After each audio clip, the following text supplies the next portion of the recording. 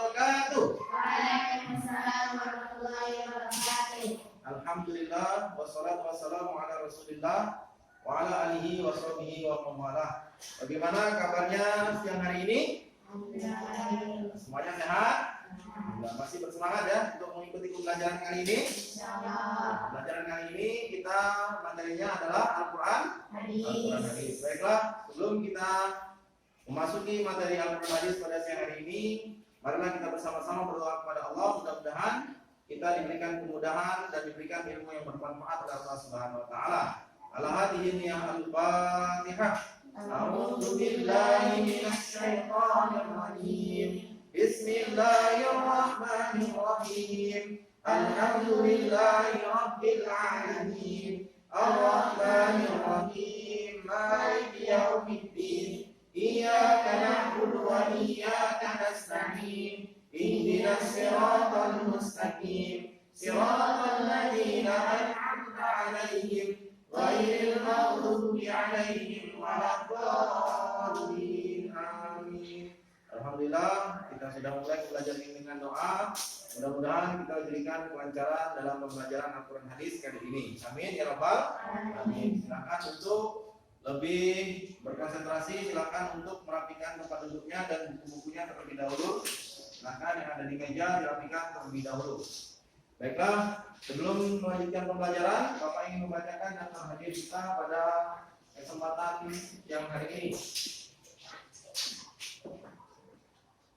Terus Diani Cahaya Dwi Anissa, Nadia Ramadhani, Resya Masya Fitri, Wahini Artika, Melda Suryani, mana Melda? Oke. Nofri, Sakit juga. Nur Alia, Uni Fadlisa, Yumi Aliandi. Kita doakan teman kita yang sudah hadir pada pembelajaran ini diberikan kesehatan pada Allah Subhanahu wa taala sehingga bisa mengikuti pembelajaran yang akan datang. Amin ya rabbal alamin. Baiklah, para sekalian, sebelum memasuki judul kita pada pertemuan kali ini, Bapak ingin sedikit mengulang materi kita yang lalu, yaitu tentang keautentikan Al-Quran. Ya, sudah tahu ya keautentikan bahwasanya Al-Quran itu benar-benar ada dan benar-benar dijaga oleh Allah Subhanahu wa taala dari mulai turunnya sampai nanti hari kiamat. Sebagai apa? Sebagai pintu pedoman untuk hidup manusia. Maka kita beruntung sebagai umat Nabi Muhammad SAW, kita diberikan kitab suci yang namanya Al-Quran. Maka Al-Quran ini sebagai apa? Sebagai mukjizat. Sebagai mukjizat Nabi Muhammad SAW yang diberikan kepada Nabi melalui malaikat Jibril, dan sekarang kita bisa mempelajarinya. Maka sesuai dengan lanjutan daripada materi pembelajaran minggu yang lalu, pada pekan hari ini atau pada hari ini kita akan membahas tentang Al-Quran adalah mukjizat Nabiku. Jadi Al-Quran itu adalah mukjizat terbesar umat Islam yang diturunkan melalui Nabi Muhammad SAW. Al-Quran itu adalah mukjizatnya Nabi Muhammad SAW. Baik anak-anak sekalian, sebelum memasuki pembelajaran kita tentang Al-Quran adalah mukjizat Nabiku, adalah Bapak akan membacakan terlebih dahulu daripada tujuan pembelajaran kita pada siang hari ini. Dapat dilihat bersama-sama di depan. Tujuan pembelajaran kita yang pertama yaitu menyajikan tentang kemujizatan Al-Quran. Kemudian yang kedua yaitu mencintai Al-Quran. Dan yang ketiga menjelaskan tentang kemujizatan Al-Quran. Dan yang keempat adalah menyampaikan contoh-contoh kemujizatan Al-Quran. Bagaimana kebiasaan kalian membaca Al-Quran? Masih istiqomah?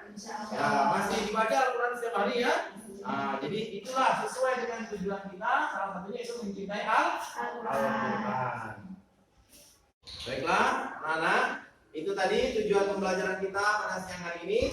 Selanjutnya dapat kita saksikan bersama-sama. Di situ ada peta konsep. Ya, peta konsep pembelajaran kita siang hari ini tentang kemujizatan Al-Quran. Ya, jadi dalam peta konsep ini diterangkan ada syarat-syarat daripada kemujizatan Al-Quran, dan kedua yaitu aspek daripada kemujizatan Al-Quran. Itulah yang akan kita bahas pada pertemuan siang hari ini. Maka sebelum kita melanjutkan pada pembelajaran yang lebih lanjut, silakan kalian amati gambar yang ada di depan kalian sekarang. Nah, sudah terlihat gambar depan? Nah, itu gambar apa? Sedang belajar Quran. Baik, kalau menurut kamu? Ada yang lain, menambah lain? Sedang membaca Al-Quran, ya. Itu adalah orang yang sedang membaca Al-Quran. Kenapa Al-Quran itu dibaca, saudara sekalian? Nah, karena kita tahu Al-Quran itu adalah mukjizatnya Nabi. Sebagai apa? Sebagai pedoman hidup. Kalau kita tidak membacanya dan memahaminya, bagaimana kita akan menjadikan Al-Quran tersebut sebagai pedoman hidup kita? Nah, itulah materi kita. Selanjutnya, sebelum Bapak merangkas tentang pengertian daripada mukjizat Al-Quran, silakan perhatikan terlebih dahulu video berikut ini. Video yang menerangkan tentang mukjizat Al-Quran.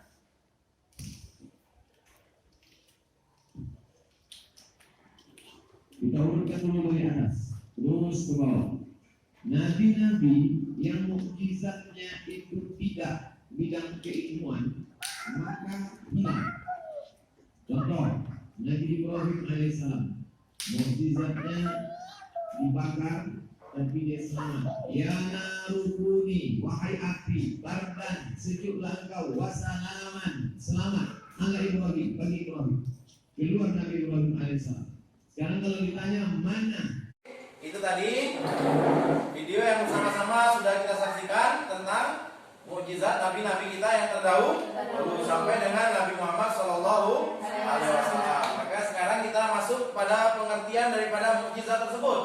Dapat kita perhatikan, jadi mukjizat itu secara etimologi, jadi kata mukjizat itu berbentuk dari kata isim fa'il yang dalam bahasa Arabnya yaitu ajaza, yu'jizu, ijazan, atau mu'jizun dan mu'jizatun, yang artinya kata tersebut adalah mengalahkan lawan. Namun dalam perkembangannya kata mukjizat juga ya digunakan untuk memberikan arti.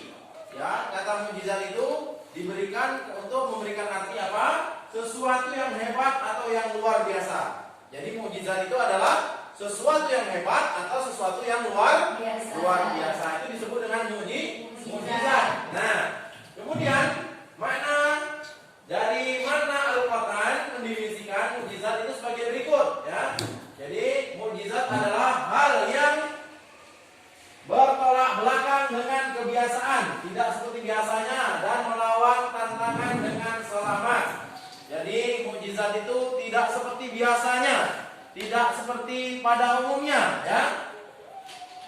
Kemudian pengertian daripada mukjizat yang selanjutnya dalam penggunaannya, ya, kata mukjizat hanya dipergunakan kepada hal-hal yang luar biasa yang dikaruniakan oleh Allah Subhanahu wa taala, ya, kepada para nabi dan rasul yang terdahulu.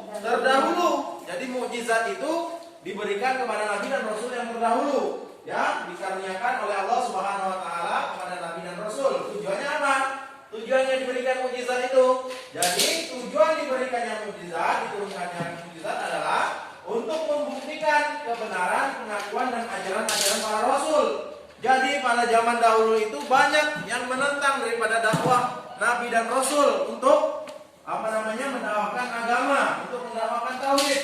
Maka Allah membantu para nabi dan rasul itu dengan memberikannya mukjizat, ya, agar berkenan dengan tantangan yang harus dihadapi oleh para nabi dan rasul saat mereka berdakwah. Maka mukjizat berfungsi sebagai bukti atas kebenaran pengakuan kenabian dan kerasulan mereka, bahwa mereka adalah benar-benar para nabi dan rasul utusan Allah yang membawa risalah kebenaran dari Allah Subhanahu wa taala. Kemudian dengan datangnya mukjizat, para nabi dan rasul mampu melemahkan dan mengalahkan orang-orang kafir. Nah, dengan adanya pertolongan Allah yang berbentuk mukjizat ini yang diberikan pada Nabi tadi, mukjizat ini dapat mengalahkan orang-orang yang melawan dakwah daripada Nabi dan Rasul pada zaman itu. Nah, contohnya yaitu ya dapat kita lihat di situ mukjizatnya Nabi Isa alaihissalam ya. Nabi Isa alaihissalam itu mampu karena pada waktu itu adalah zamannya Nabi Isa itu adalah zaman majunya ilmu kedokteran. Nah, di zaman Nabi Isa tersebut ada orang yang sedang buta daripada dia lahir. Kemudian Allah Subhanahu wa taala memberikan mukjizat kepada Nabi Isa alaihissalam adalah dia mampu menyembuhkan penyakit yang dapat disembuhkan tanpa dengan adanya pengobatan biasa. Itu artinya apa? Dengan pengobatan biasa tidak mungkin penyakit buta dari lahir ini bisa disembuhkan. Tetapi dengan adanya mukjizat yang diberikan oleh Allah Subhanahu wa taala kepada Nabi Isa alaihissalam, maka Nabi Isa bisa menyembuhkan penyakit buta tersebut. Nah, yaitu menyembuhkan orang yang buta sejak dalam kandungan dan orang yang berpenyakit kusta. Kusta itu yang seperti korengan itu, ya. Itu bisa juga disembuhkan oleh Nabi Isa alaihissalam. Dengan apa? Dengan mukjizat yang diberikan Allah Subhanahu wa taala kepada Nabi Isa alaihissalam. Nah, sudah paham tentang mukjizat? Nah, jadi selanjutnya yaitu kita akan melihat syarat-syarat mukjizat. Jadi bagaimana mukjizat itu dikatakan mukjizatnya Nabi dan Rasul itu memiliki syarat. Yang diantaranya syarat daripada mukjizat itu dapat kita perhatikan di depan, ya. Suatu yang tidak sanggup dilakukan oleh siapapun selain Allah Subhanahu wa taala. Jadi mukjizat itu tidak ada yang bisa memberikan, tidak ada yang bisa ya memberikan kecuali Allah Subhanahu wa taala. Mukjizat adalah sesuatu yang tidak sesuai dengan kebiasaan dan berlawanan dengan hukum alam, yaitu sunnatullah. Ya, seperti kita bisa berdiri, kita bisa berjalan, itu kan sudah sunnatullah. Kita berbicara ya, kita bisa mengangkat barang yang ringan, itu adalah sunnatullah. Tetapi mukjizat ini lain. Seperti mukjizatnya Nabi Musa, yaitu tongkatnya yang bisa membelah laut. Secara dipikir ya, secara akal sehat tidak mungkin tongkat bisa membelah lautan dan bisa berubah menjadi ular. Itulah yang disebut dengan mukjizat adalah sesuatu yang tidak sesuai dengan kebiasaan dan berlawanan dengan hukum atau sunnatullah. Yang ketiga yaitu mukjizat harus berupa hal yang dijadikan saksi oleh seorang yang mengaku membawa risalah ilahi sebagai bukti atas kebenaran pengakuannya. Dan yang keempat, mukjizat terjadi bertepatan dengan pengakuan Nabi dan penolakan suatu kaum atas pengakuan tersebut. Jadi adanya mukjizat ini ya, bantuan Allah kepada Nabi dan Rasul atas dakwahnya, atas penolakannya. Apa kehebatan Nabi ini? Ya, Nabi ini tidak memiliki kehebatan sehingga mereka tidak percaya, sehingga Allah menurunkan pertolongan, memberikan mukjizat, yaitu akhirnya mereka beriman kepada Nabi tersebut dan beriman kepada Allah Subhanahu wa taala. Kemudian yang kelima, tidak ada seorang manusia pun, bahkan jin sekalipun, yang dapat mengalahkan suatu mukjizat yang sudah diberikan oleh Allah Subhanahu wa taala. Itulah syarat. Ada berapa tadi syaratnya? Ada 5 syarat dikatakan sesuatu itu adalah mukjizat. Nah, kemudian ada 2 macam mukjizat, ya. Ada 2 macam mukjizat yang harus kita ketahui, ya. Yang pertama adalah dapat kita perhatikan ya, macam mukjizat. Mukjizat hissil atau kasat mata. Yang kasat mata tidak terlihat, jadi mukjizat yang dapat dilihat oleh mata, didengar oleh telinga, dicium oleh hidung, diraba oleh tangan atau dirasa oleh lidah. Tegasnya dapat dicapai dan ditangkap oleh panca indera. Jadi mukjizat his itu, kasat mata itu bisa kita rasakan, bisa kita lihat, bisa kita dengar, bahkan bisa kita sentuh. Seperti apa? Seperti Al-Quran. Nah, Al-Quran itu adalah mukjizat Nabi Muhammad SAW. Bisa kita memegangnya sekarang, bisa kita melihatnya, bisa kita mendengarkannya. Kemudian yang kedua, yaitu mukjizat maknawi. Nah, mukjizat maknawi itu tidak kasat mata.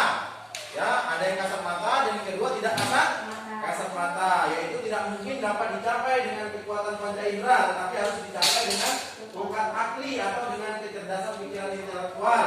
Karena orang tidak mungkin mengenal mukjizat maknawi melainkan orang berpikir sehat, cerdas, bermata hati, berbudi luhur dan suka Gunakan kecerdasan pikirannya dengan jernih serta jujur, karena harus menggunakan akal pikiran untuk mencapainya. Maka biasa disebut juga mukjizat akli atau mukjizat yang rasional. Mukjizat ini bersifat sementara, hanya pada suatu mukjizat terjadi, sedangkan mukjizat maknawi bersifat universal dan kekekalan abadi, yakni berlaku untuk semua umat manusia sampai akhir zaman. Intinya mukjizat yang kasat mata tadi, contohnya seperti Al-Quran tadi bisa kita lihat dan kita dengar sampai sekarang. Sedangkan mukjizat maknawi itu contohnya yaitu mukjizatnya Nabi Ibrahim ketika dibakar di dalam api, ya. Apa doanya? Qul ya narukuni bardaw wa salaman ala Ibrahim. Api yang begitu panas karena mukjizat yang diberikan Allah Subhanahu wa taala kepada Nabi Ibrahim, maka api tersebut menjadi dingin. Itu bisa dilihat. Nah, sekarang kita bisa melihatnya. Nah, itulah salah satu contoh mukjizat maknawi. Sampai di sini sudah paham semuanya? Nah, itulah anak-anak sekalian beberapa keterangan awal tentang mukjizat. Nah, jadi antara hubungan mukjizat itu dengan kehidupan sekarang ini sangat banyak.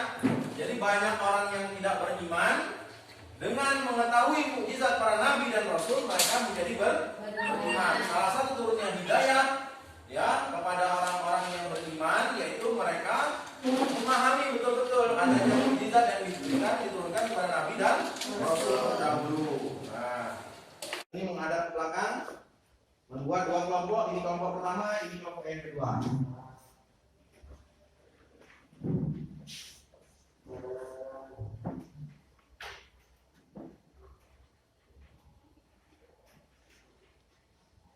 Silakan kalian diskusikan dengan teman kalian. Baiklah, kegiatan diskusi kita sudah selesai. Silakan untuk kelompok 1 mempresentasikan hasil daripada diskusinya tentang daripada syarat-syarat daripada mukjizat tadi. Silakan perwakilannya untuk maju ke depan.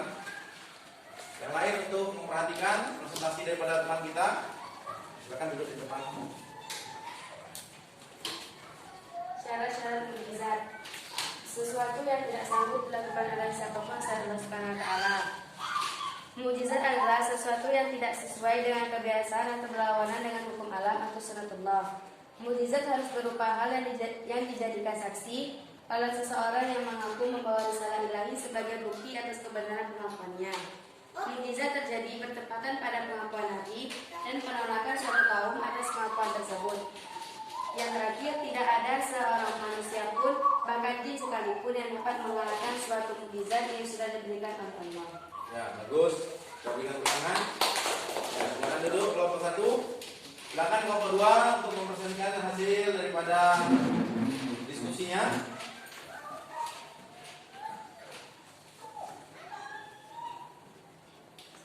Macam-macam mukjizat. Mukjizat dapat dibagi menjadi 2 macam, yaitu mukjizat fisik, kasat mata, yakni mukjizat yang dapat dilihat oleh mata, didengar oleh telinga, dicium oleh hidung, diraba oleh tangan, dan atau dirasa oleh lidah. Tugasnya dapat dicapai dan ditangkap oleh panca indera. Mukjizat maknawi, tidak kasat mata, yakni mukjizat yang tidak mungkin dapat dicapai dengan kekuatan panca indera, tetapi harus dicapai dengan kekuatan akli atau dengan kecerdasan pikiran, intelektual atau mata batin. Ya, baik. Kita berikan tepuk tangan untuk kelompok 2. Silakan kembali ke tempatnya. Kalian, itu tadi hasil diskusi kita pada siang hari ini. Kemudian masuk ke inti daripada pembelajaran kita, yaitu rangkuman dari materi siang hari ini. Yang mana mukjizat adalah keistimewaan, ya, keistimewaan dan kehebatan, ya, yang dikaruniakan oleh Allah Subhanahu wa taala kepada para nabi dan rasul sebagai bukti kebenaran suatu risalah, dan ajarannya mukjizat juga berfungsi sebagai sarana untuk mengalahkan orang-orang yang menentang para nabi dan rasul. Itu rangkuman yang pertama dari inti pembelajaran kita. Kemudian yang kedua, Al-Quran adalah mukjizat terbesar yang agung yang dikaruniakan oleh Allah Subhanahu wa taala kepada Nabi Muhammad sallallahu alaihi wasallam. Ya, hingga saat ini belum ada yang membuat atau menirunya, karena Al-Quran itu adalah Mukjizat. Kemudian yang ketiga, Al-Quran menjadi mukjizat agung karena dua hal. Yang pertama, karena keindahan gaya bahasanya atau uslubnya, dan yang kedua, karena kandungan isi Al-Quran tersebut. Dan yang terakhir, ya, kemurnian dan keautentikan Al-Quran selalu dijamin oleh Allah Subhanahu wa taala dan akan senantiasa terjaga hingga akhir zaman hingga akhir kiamat kelak. Itulah rangkuman pembelajaran kita pada siang hari ini, ya, pada siang hari ini. Itulah tadi anak-anak sekalian rangkuman dari pembelajaran kita pada kesempatan siang hari ini. Silakan Bapak berikan kesempatan untuk kalian yang ingin mengajukan pertanyaan sebelum Bapak menutup pembelajaran siang hari ini. Angkat tangannya yang mau bertanya. Nah, silakan.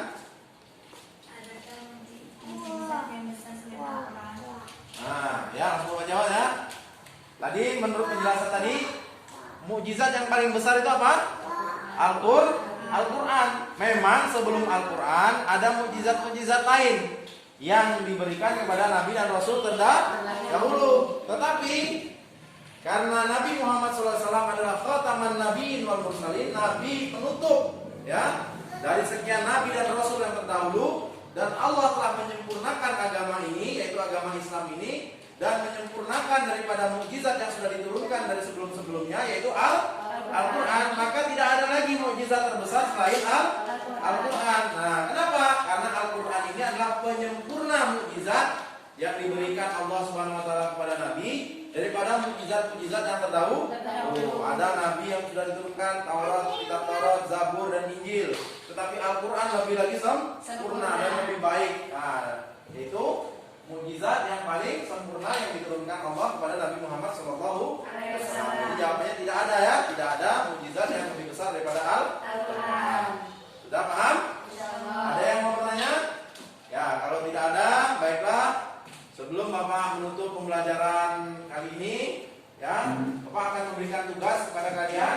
Silakan dibuka bukunya halaman 10, ya. Itu ada lembar kerja peserta didik, ya. Tugas kalian yang pertama yaitu, ya, penerapkan. Jadi kalian tuliskan apa yang Anda pahami, ya, yang sudah kalian pahami tadi dari penjelasan tadi tentang pembagian ijaz Al-Quran dalam kolom yang sudah tertera di buku kalian masing-masing. Itu tugasnya yang pertama. Kemudian tugas yang kedua yaitu ada uraian, ada 5 pertanyaan, ya, yang harus kalian jawab di buku tulis kalian. Yang mana 2 tugas ini, ya, harus kalian kerjakan. Kemudian pada pertemuan yang akan datang kalian kumpulkan kembali, ya, dikumpulkan kembali untuk diperiksa. Baiklah, itulah tugas yang Bapak berikan kepada kalian dalam pembelajaran kali ini. Maka sebelum pembelajaran ini tutup, ada sedikit nasihat bahwasanya seperti yang teman kalian ajukan pertanyaan tadi, apa ada mukjizat yang lebih besar dari Al-Quran? Tentunya tidak ada. Maka kita sebagai umat muslim harus bersyukur kepada Allah Subhanahu wa taala karena kita dijadikan umat akhir zaman, umatnya Nabi Muhammad SAW yang mendapatkan mukjizat yang paling mulia, mukjizat yang paling besar, yaitu Al-Quran. Nah, bagaimana cara kita bersyukurinya? Caranya kita harus bisa mengamalkan isi di dalam Al-Quran. Cara kita banyak membaca Al-Quran dan juga memahami makna daripada Al-Quran. Demikian saja pembelajaran dari Bapak. Mudah-mudahan bermanfaat. Mudah-mudahan pembelajaran kita kali ini mendapatkan ilmu yang bermanfaat dari Allah Subhanahu wa taala. Amin ya rabbal alamin. Mari kita tutup bersama-sama pembelajaran kita dengan mengucapkan alhamdulillahirabbil alamin. Nah, kita tutup bersama-sama dengan doa kafaratul majlis. Subhanallah bihamdihi, subhanallah bihamdika, asyhadu an la ilaha illa anta, astaghfiruka wa atubu ilaik. Ada kurang lebihnya Bapak mohon maaf. Mudah-mudahan apa yang Bapak sampaikan tadi mulai dari awal dan akhir tentang pembelajaran ini semuanya dapat dimengerti oleh anak-anak sekalian, dan apabila ada kesalahan Bapak mohon maaf dan mohon ampun kepada Allah Subhanahu wa taala. Wassalamualaikum warahmatullahi wabarakatuh. Waalaikumsalam warahmatullahi wabarakatuh.